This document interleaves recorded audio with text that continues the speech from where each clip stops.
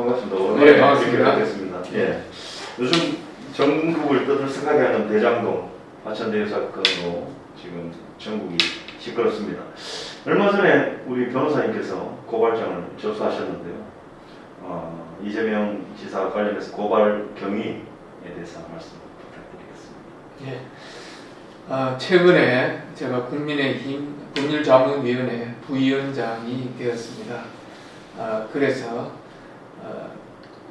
대장동 이 프로젝트 관련된 이 개발 의혹 사건에 대해서 여러 가지 서른분분했지만 검찰이 선뜻 수사에 나서지도 않고 경찰에서는 FIU에서 자료를 받았음에도 불구하고 5개월 이상 미적거리는 그런 상황에서 검찰의 수사를 촉구하고 또 이것이 왜 배임이 될 수 있는지에 대해서 법률적으로 잘 이론 구성을 해서 고발장을 접수하게 된 것입니다. 네.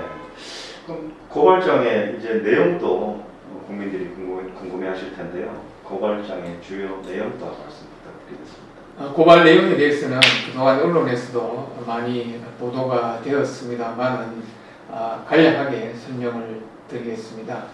이재명 도지사를 비롯해서 총 9명을 특정경제범죄가중처벌 등에 관한 법률 위반 배임 혐의로 고발을 했는데요. 이 대장동 개발 사건이 시행사가 잘 아시는 성남의 떨이지 않습니까? 네. 이 성남의 떨은 성남도시개발공사 그리고 화천대유와 천하동인의 대주주 그 다음에 그 외 금융권 이렇게 세 개의 큰 그룹으로 구성되어 있습니다. 성남도시개발공사는 과반 이상의 지분을 가지고 있는 대주주이고요. 또 인허가 문제라거나 지주 문제 이건 개발 사업에서 가장 어려운 부분입니다. 이것을 성남도시개발공사에서 다 떠안고 해결을 해주는 것입니다. 반면에 화천대유와 천하동인은 3억 5천만 원, 약 7%의 지분을 가지고 참여했는데요. 수익 구조는 오히려 이 과반 주주인 성남도시개발공사는 1,822억으로 한도가 정해져 있습니다. 아무리 수익이 많이 나더라도 한도가 정해져 있고요.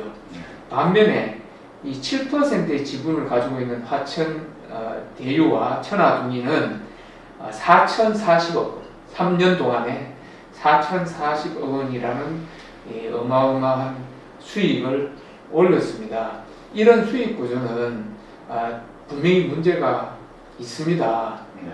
성남시와 시민들이 그 수익을 많이 가져갈 수 있도록 설계를 했었어야 되는데 오히려 화천대유와 천하동인 대주주들이 수익의 대부분을 가지고 가도록 설계한 이런 구조는 성남시와 또 성남 시민들에게 수천억 원의 재산상 피해를 가한 배임죄에 해당한다 이렇게 보고 있습니다. 방금 말씀하셨다시피 그 시민들에게 돌아가야 될 그 수익들이 이 대장동 핵심 관계자들에게 일부만 이렇게 수익을 누리는 그런 사건이 되네요, 그렇죠? 향후 수사 전망에 대해서는 우리 변호사님께서 어떻게 예측하고 계시는지요? 말씀 부탁드립니다.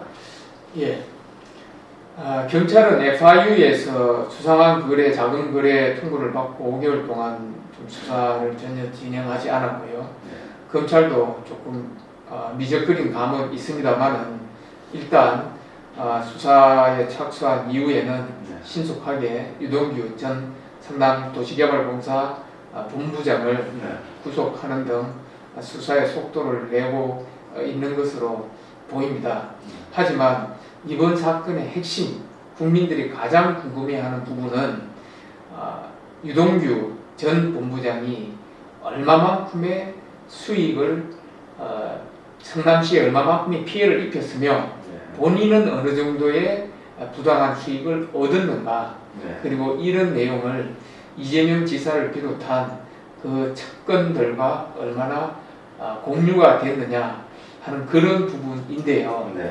이런 부분은 수사의 의지가 있어야지만이 밝힐 수 있는 부분인데 과연 이 현재 검찰 수사팀이 그런 의지를 갖고 있는지에 대해서는 좀 의문을 가지고 있습니다. 그래서 지금 뭐 여야가 나눠져서 검찰 수사에 대한 그 불신으로 특검을 하자는 얘기 되는 것 같습니다. 그렇죠? 특히 뭐 지금 박범계 법무부 장관이 특검에 대해서 완강하게 부정의 의사를 표명하고 있지 않습니까? 이에 대한 생각은 어떠신지요? 박범계 장관은 현재 검찰이 수사를 잘 하고 있다. 그리고 특검을 지금 발족해가지고 수사를 하기에는 시간이 너무 부족하다. 이런 이야기를 하고 있습니다. 하지만 과거 삼성 특검의 경우에 특검법이 발의되고 강제 수사에 착수하기까지 한 달 반 정도의 시간밖에 걸리지 않았던 그런 예가 있습니다. 지금 어차피 특검법이 발의되어 있는 만큼 여당에서만 협조한다면 얼마든지 빨리 특검법이 통과되고 신속하게 수사에 착수할 수 있을 것으로 그렇게 기대를 하고 있고요. 네. 현재 검찰과 경찰이 같은 사안에 대해서 지금 수사를 하고 있지 않습니까? 네. 그리고 만약에 공수처까지 끼어든다 그러면은 같은 사건을 두고 세 개 수사기관이 무슨 다투듯이 수사를 하는 이런 상황이 될 수도 있는데, 그거보다는 특검이 출범하면 모든 자료를 모아서 특검에서 효율적으로 신속하게 수사를 진행할 수 있지 않을까 이렇게 생각합니다. 그런 견해를 가지고 계십니다. 검찰 지금 수사 라인에 대해서도 우리 변호사님께서 우려에 섞인 견해를 말씀하셨는데요. 이 자리를 빌어서 한 말씀 더 부탁드리겠습니다. 현재 검찰 수사 라인에 대해서 간단히 말씀을 드리면은, 네. 검사장은 이정수 검사장입니다. 이정수 검사장은 박범계 법무부 장관의 고등학교 후배로 잘 알려져 있고요. 추미애 장관이 윤석열 총장을 징계했을 당시에 전국의 검사장, 고검장급이 반대하는 그런 서명을 했지 않습니까? 네. 거기에 참가하지 않았던 이 3명의 검사장급 중에 한 명이 네. 이정수 검사장입니다. 이정수 검사장은 장관과의 관계나 여러 가지 면에서 볼 때 정권의 눈치를 살피지 않을까 그런 걱정이 되고요. 그 다음에 차장검사가 4차장을 맡고 있는 김태훈 차장입니다. 김태훈 차장은 운동권 출신이고 집시법 위반 집행유예 전과가 있습니다만은 DJ 때 구제된 그런 케이스입니다. 그리고 유경필 경제범죄형사부장 주임부장이죠. 이 유경필 부장의 경우에는 송철호 울산시장의 사위로 알려져 있습니다. 다만 유경필 부장은 수사는 독하게 한다는 그런 내부 평가가 있습니다. 현재 수사팀에 이 경제범죄형사부, 그 다음에 공공수사부, 그 다음에 또 파견 나온 검사해서 20명 안팎의 검사들이 수사를 하고 있는데, 검사들이 아무리 열심히 의지를 갖고 하려고 해도 검사장이나 차장이 자꾸 브레이크를 걸면은 수사가 빨리 진척되기도 어렵고 수사팀의 의지도 꺾일 수밖에 없다, 이렇게 염려를 하고 있습니다. 지금 뭐 유동규 성남도시개발공사의 전 본부장이죠. 유동규 씨가 지금 수사를 받고 있는데, 저번에 그 말씀하신 죄수의 딜레마에 대해서도 이분이 지금 선택이 중요한 상황에 놓여 있는 것 같습니다. 이분의 선택은 앞으로 어떤 방향으로 될지 한번 말씀 부탁드릴게요. 보도에 의하면 유동규 전 본부장이 받고 있는 혐의는 조금 전에 말씀드린 수천억 원의 특정 경제범죄 가중처벌 등에 관한 법률 위반 매인죄 외에 8억의 뇌물을 수수한 그런 혐의를 받고 있는 것 같습니다. 5억과 3억으로 나뉘어지는데요. 유동규 본부장은 공공기관의 운영에 관한 법률에 의해서 뇌물죄의 공무원으로 의제가 됩니다. 그래서 특가법의 적용을 받게 됩니다. 특가법의 경우 공무원이 1억 이상의 뇌물을 받으면 무기 또는 10년 이상의 징역에 처하도록 되어 있습니다. 그래서 이건 확인된 사실이 아니기 때문에 조금 가정을 해보면요. 네. 만약에 유동규 본부장이 자기가 받은 그 돈을 그 일부라도 이재명 지사나 그 측근들에게 이게 만약 흘러갔다고 가정을 한다면 유동규 본부장 입장에서는 이것을 본인이 안고 갈 것이냐 아니면 사실대로 다 이야기하고 선처를 구하는 그런 방향으로 갈 것인가 굉장히 고민을 할 수밖에 없습니다. 네. 흔히 재수의 딜레마라고 하지 않습니까? 이것을 본인이 끝까지 안고 가면은 10년 이상의 평을 받아야 됩니다. 설령 이재명 지사가 대통령이 된다고 하더라도 본인은 10년을 감옥을 살아야 됩니다.